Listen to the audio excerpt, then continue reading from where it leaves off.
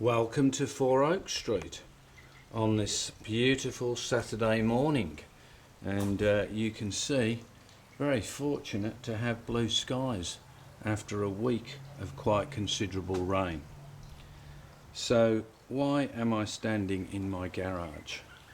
Well, finally I've started on the baseboards. So I just thought I'd show you how I build them. I would not describe myself as an expert woodworker by any sense of fashion, and as you know, I am building this layout so that should I decide to, or eventually obviously it's going to have to be moved, so I've built it in such a way that it will come apart into sections. Now, when I first started building the layout, I sort of was building it, I think, for an earthquake zone. So consequently, as time's gone by, I've started to space the legs out, if you like. So this module, which is the one that will run after the viaduct, is 1.7 meters in length. 4 legs. Holding the whole thing together pretty much is, as you can see, 4 10mm bolts. And as you can see, what I've done here, we've got 30mm timber, 70mm here. So what I've done, you take a rebate of 30 by 70 out of the leg. And then here on this second level, and this second level is put in as a strengthener, but it's also designed so I can use it as storage, a shelf of some sort, but a big enough gap underneath so that you can actually slide storage containers. So I'd almost forgotten how to make these, and I've made a few obviously, so I'll just share one thing that I did.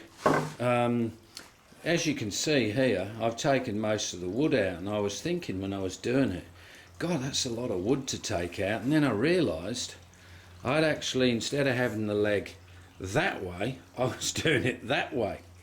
But I did 3 legs like that, so you can see I'm prone to errors. But because this is the section that will go along the back wall, if you like, directly opposite 4 Oak Street Station, the next bench actually joins this section here.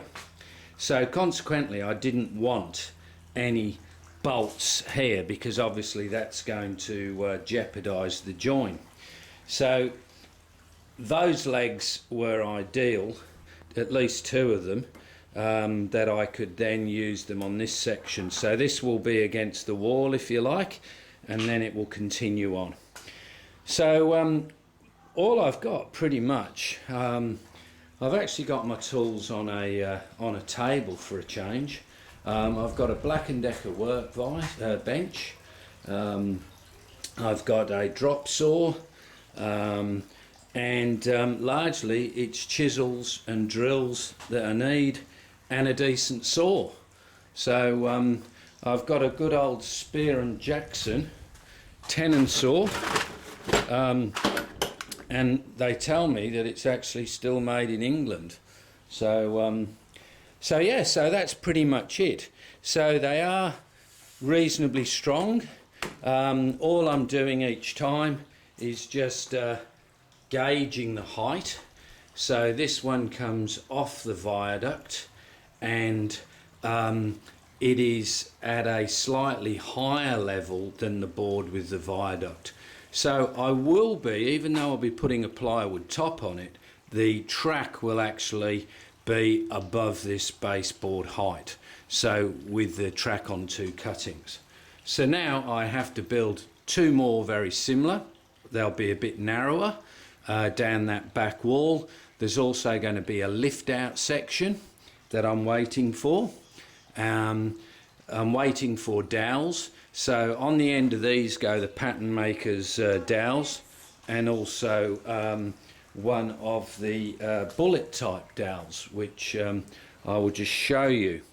The other thing that I use these from Station Road baseboards.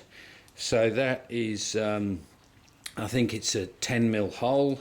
My floor's fairly level, so you can see with this it's fractionally, obviously the floor's got, but it's reasonable. I wouldn't say it's brilliant. It's reasonable. I just take my time, measure twice, cut once, even though I might be cutting the wrong wrong part. Here we have a hole pre-drilled to take the bus wire, and that is pretty much it. So I just thought I'd show you how I build them.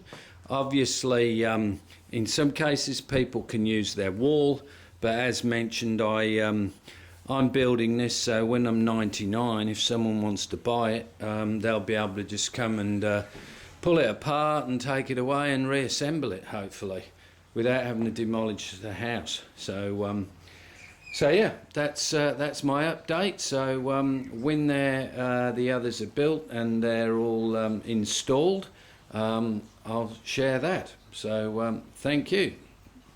Bye.